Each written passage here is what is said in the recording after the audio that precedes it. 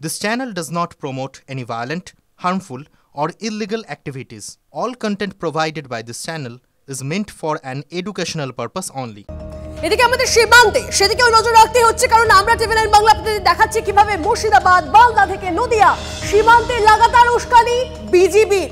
এই আবহে পেট্রাপোল সীমান্তে আজ উচ্চ পর্যায়ের বৈঠক, বিজিবি কমান্ডারের সঙ্গে বিএসএফ এর দক্ষিণবঙ্গ ফ্রন্টিয়ারের আইজির বৈঠক।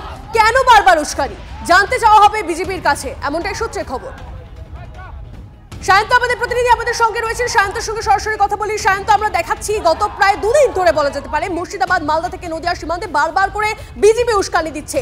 এর নেপথ্যে কাদের প্ররোচনা রয়েছে, ঠিক কেন এরকম করছে তারা, এই সমস্ত বিষয়টা নিয়ে কি আজকে আলোচনা হতে চলেছে?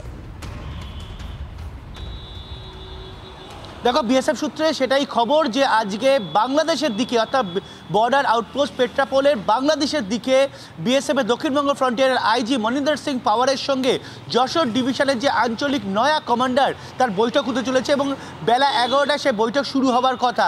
আর বিএসএফ সূত্রে খবর, সেই বৈঠকে বিএসএফের দক্ষিণবঙ্গ ফ্রন্টিয়ারের আইজি নয়া আঞ্চলিক কমান্ডারের কাছে একটা বিষয় তুলবেন যে এই ধরনের ঘটনা কেন ঘটছে, অর্থাৎ বর্ডার গার্ড বাংলাদেশের তরফে যে ধরনের আচরণ অভিপ্রেত সেইটা কেন পাওয়া যাচ্ছে না, কেন তারা এগিয়ে আসছে, কেন কৃষ্ণনগরের একজন কমান্ডার লেফটেন্যান্ট কর্নেল অর্থাৎ কৃষ্ণনগরের ওই বাংলাদেশের দিকে 68 ব্যাটালিয়নের তিনি কেন ছুটে এলেন এবং আমার ভারতীয় ভূখণ্ডকে কেন নিজেদের ভূখণ্ড বলে এভাবে প্রকাশের দাবি করছেন। একাধিক বিষয় কিন্তু এদিনের বৈঠকে উঠে আসতে পারে, এমনই খবর বিএসএফ সূত্রে। তবে আরও একটি গুরুত্বপূর্ণ বিষয়, যেহেতু যশোর ডিভিশনের মধ্যে অত্যন্ত গুরুত্বপূর্ণ এলাকাগুলো পড়ে, যেমন সাতক্ষীরা হোক বা এই সোনাই নদী বা স্বরূপনগর তারালি সীমান্তের ওই পাশটা বাংলাদেশের দিকের বিভিন্ন অংশ যেগুলো হচ্ছে অনুপ্রবেশকারীদের কাছে অন্যতম আতুরঘর, সেক্ষেত্রে বর্ডার গার্ড বাংলাদেশকে আর কি করা উচিত যাতে এই অনুপ্রবেশ যা হচ্ছে সেটাকে রোখা যায়, সেই ব্যাপারেও কিন্তু আইজি প্রস্তাব দিতে পারেন। এমনকি আইজি যা হয়েছে গত কয়েকদিনে তাতে একটি প্রতিবাদপত্র দিতে পারেন বর্ডার গার্ড বাংলাদেশের নয়া এই আঞ্চলিক কমান্ডারকে। এই বৈঠক শেষ পর্যন্ত কি হয়, কতটা আলোচনা ফলপ্রসূ হয়, সেটার জন্য কিন্তু নজর রাখতেই হবে। একদম শান্ত, অবশ্যই আমাদের নজর থাকবে এই গোটা ঘটনার দিকে। এবং প্রাক্তন বিএসএফ কর্তা সমীর মিত্র, তার সঙ্গে আমরা যোগাযোগ করে নিয়েছি। সমীর বাবু, আমি তনিষ্ঠা কথা বলছি আপনার সঙ্গে। মুর্শিদাবাদ মালদা থেকে নদিয়া সীমান্তে আমরা দেখলাম দুদিন ধরে প্রায় সীমান্তে লাগাতার উস্কানি বিজিবির। এই আবহে পেট্রাপোল সীমান্তে আজ উচ্চ পর্যায়ের বৈঠক রয়েছে, বিজিবি কমান্ডারের সঙ্গে বিএসএফ এর দক্ষিণবঙ্গ ফ্রন্টিয়ারের আইজির বৈঠক রয়েছে। আপনার কি মনে হয় এই বৈঠকের ফলে যে বরফ, সেই বরফ কি গলবে? বৈঠক হয়েছে না বৈঠক হবে? বৈঠক হবে। তাই বল। প্রশ্ন হচ্ছে যে according to the gravity of the situation,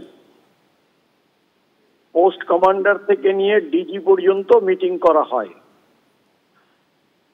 ধরা গেল যে কোনো পেট্রোলিং করার সময় বিএসএফ এর সঙ্গে বিজেপির কোনো ব্যাপারে ছোটখাটো একটা ইস্যু দাঁড় করালো, তখন একটা অ্যাপ্রোপ্রিয়েট লেভেল, যদি এটা কোম্পানি কমান্ডার ওখানে থাকে তার লেভেলে এবং বিজেপির যারা কোম্পানি কমান্ডার এক জায়গায় হয়ে আলোচনা করে এই ধরনের সমস্যা মিটিয়ে ফেলে।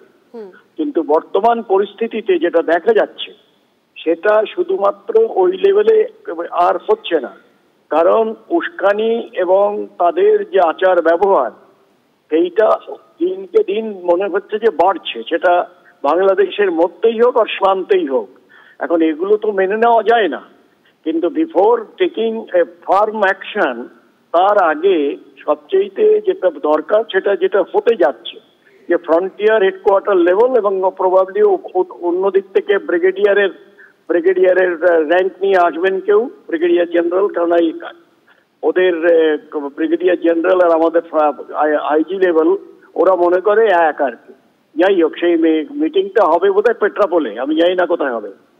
আর যশোরের সেক্টর কমান্ডার যখন আসছেন তার মানে পেট্রাপোলেই হবে এবং সেইখানে এই জিনিসগুলো আলোচনা করা হবে এবং আলোচনা করাটা প্রয়োজন।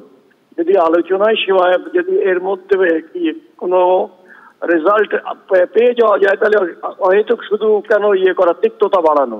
কিন্তু যদি ওরা এমন কিছু করে বসে কিংবা এমন কিছু চেষ্টা করে যেটা আমাদের বর্ডার ফেন্সিং ইরেকশনের পরিপন্থী, তাহলে এটা তো আমরা মেনে নেব না। সুতরাং সেই তখন ভেবে দেখা যাবে যে আমাদের এটা দিতেই হবে এবং সেই জায়গায় বারবার বিভিন্ন প্লেসে ওরা বাধা দেওয়ার চেষ্টা করছে, যেটা কাম্য নয়। আমি কালকেও যেটা বলেছি, পরশুও বলেছি, সেই কথাটা আবার বলছি যে 150 গজের বাইরে যদি আমরা কাঁটাতারের বেড়া লাগাই, বাংলাদেশ কিংবা বিজিবির কোনো অধিকার নেই সেই ব্যাপারে কথা বলার। কারণ এটা একটা প্যাক্ট হয়েছিল বিটুইন ইন্দিরা গান্ধী আর মুজিবুর রহমান, একদম, এবং সেটা পার্লামেন্টে রাটিফাই হয়। আজকে এই বৈঠক সব মিলিয়ে খুবই গুরুত্বপূর্ণ, অবশ্যই আমাদের নজর থাকবে। সমীর বাবু, অনেক ধন্যবাদ আমাদের সঙ্গে কথা বলার জন্য। দেখুন, ঘন কুয়াশায় সীমান্ত পেরিয়ে ভারতে ঢোকার চেষ্টায় অনুপ্রবেশকারীরা, প্রবল ঠান্ডায় গভীর রাতে কিভাবে নজরদারি চালায় বিএসএফ দেখতে স্বরূপনগর তলালি 1 সীমান্তে 0 পয়েন্টের ওয়াচ টাওয়ারে পৌঁছে গেল TV9 বাংলা। আমাদের ক্যামেরায় ধরা পড়ল অনুপ্রবেশকারী ধরার মহড়ার ছবি। অত্যাধুনিক ক্যামেরা, নাইট ভিশন দূরবীন, শক্তিশালী সার্চ লাইটে তল্লাশি চালান বিএসএফ জওয়ানরা। অন্ধকারে নজরদারির সব ব্যবস্থা থাকলেও ঘন কুয়াশায় উদ্বেগ। ঘন কুয়াশায় অনুপ্রবেশকারী ধরতে ভরসা শুধু চোখ কান। কুয়াশায় আধুনিক ক্যামেরাও নাগাল পায় না অনুপ্রবেশকারীদের। এই সুযোগে কাঁটাতার পেরিয়ে অবাধে ঢুকে পড়ে অনুপ্রবেশকারীরা। হাতে অত্যাধুনিক আগ্নেয়াস্ত্র নিয়ে বিনিদ্র নজরদারি চলে বিএসএফ এর। কুয়াশা ভেদ করেও দেখা যায় এমন যন্ত্রের দাবি বিএসএফ জওয়ানদের। শীতের রাতে সবথেকে বড় চ্যালেঞ্জ সীমান্তে কুয়াশা। আর সেই কুয়াশার কি অবস্থা দেখা যাচ্ছে এই তারালি বিওপি এবং অন্যান্য যে সীমান্ত রয়েছে সেখানে কিভাবে কুয়াশায় ঢেকে গিয়েছে গোটা সীমান্ত এলাকা। ফেন্সিংয়ের একধারে এতটাই কুয়াশায় হয়ে রয়েছে যে অন্তত 10 মিটারের দূরে কে দাঁড়িয়ে রয়েছে সেটা দেখা যাচ্ছে না। আর এই প্রতিকূলতার মধ্যেই একজন বিএসএফ জওয়ানকে মূলত নজরদারি চালাতে হচ্ছে।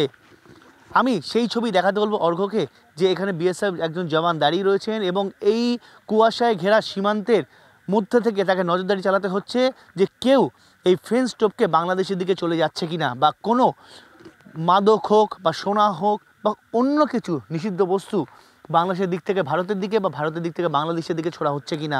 মূলত কুয়াশায় ঘেরা রয়েছে গোটা সীমান্ত সংলগ্ন অংশ।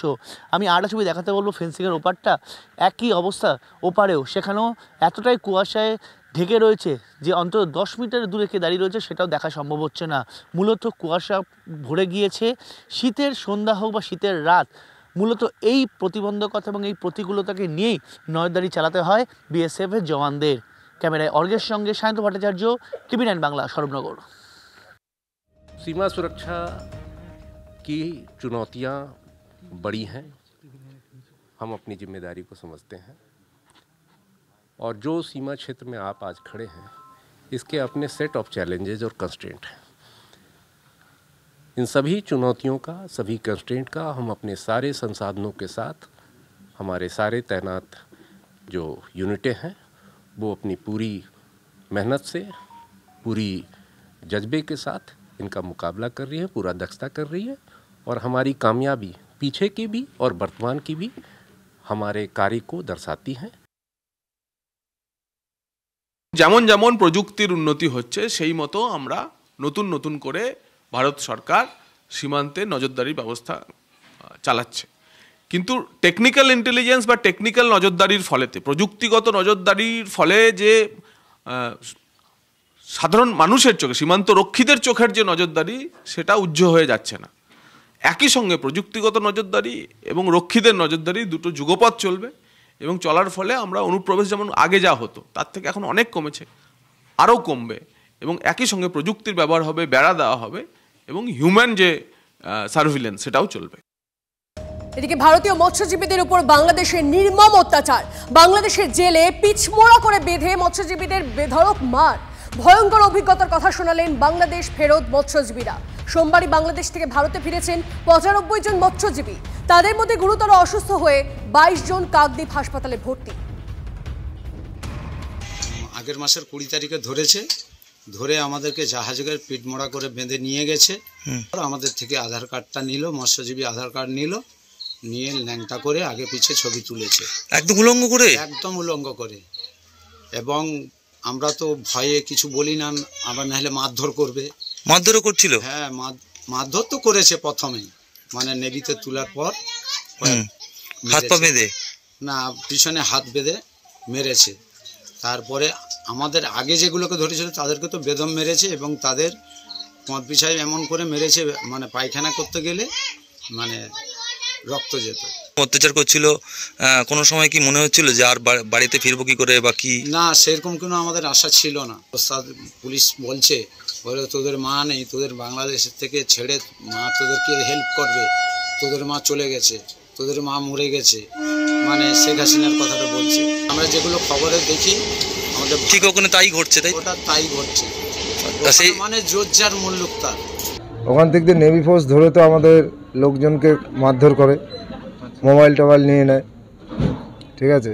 তারপর জেটিতে গিয়ে মাছ টাছ তুলে আমাদেরকে শীতের সময় আমাদেরকে উলঙ্গ করে রাখা হয়, হ্যাঁ উলঙ্গ করে রেখে ছবিও তোলা হয়। জেলে তো কিছু আসামিরাও বলেছে সালাদের মার, সালাদের ভাত দিস না। নির্মম অত্যাচার বাংলাদেশে, আর এই অত্যাচারের কথাই বলেছিলেন মুখ্যমন্ত্রী। কি বলেছিলেন সেদিন ফেরত আসা মৎস্যজীবীদের সঙ্গে দেখা করে, শুনুন। আমি জিজ্ঞেস করলাম খুঁড়িয়ে খুঁড়িয়ে হাঁটছেন কেন, তারা বলতে চায়নি। জানতে পারলাম যে তাদের কয়েকজনকে মারধরও করা হয়েছে, তাদের নিয়ে গিয়ে হাত দুটো দড়ি দিয়ে বেঁধে রাখা হয়েছিল এবং তাদের মোটা লাঠি দিয়ে মারা হয়েছে, কোমর থেকে পা পর্যন্ত চোট, জামা কাপড় পরে আছে বলে বোঝা যাচ্ছে না তারা কাঁদছিল বলে জিজ্ঞেস করছিলাম, বুঝতে পেরেছিলাম। ভুয়ো নথির ভিত্তিতে বাংলাদেশিদের আধার ভোটার কার্ড চক্রের পর্দা ফাঁস। বারাসতে ধৃত মোহরী সমীর দাসের আরো 2 সাগরেদ গ্রেপ্তার। ধৃতদের নাম কৌশিক মণ্ডল ও চন্দন চক্রবর্তী। যার আধার ভোটার কার্ড তৈরিতে সমীরকে সাহায্য করত কৌশিক ও চন্দন, এমনটাই সূত্র মারফত খবর। আর একটা খবরের দিকে নজর রাখি। টিকিট বিলি ঘিরে হুড়োহুড়ি। তিরুপতি মন্দিরে পদপিষ্ট হয়ে মৃত 6 জন, আহত বেশ কয়েকজন। ঘটনায় শোক প্রকাশ অন্ধ্রপ্রদেশের মুখ্যমন্ত্রী চন্দ্রবাবু নাইডু। আহতদের সঙ্গে আজ দেখা করবেন তিনি। তিরুপতি মন্দিরের বৈকুণ্ঠদ্বার দর্শনের জন্য কাউন্টারে বিলি করা হচ্ছিল টিকিট। সেই টিকিট সংগ্রহের সময় ঘটে বিপত্তি।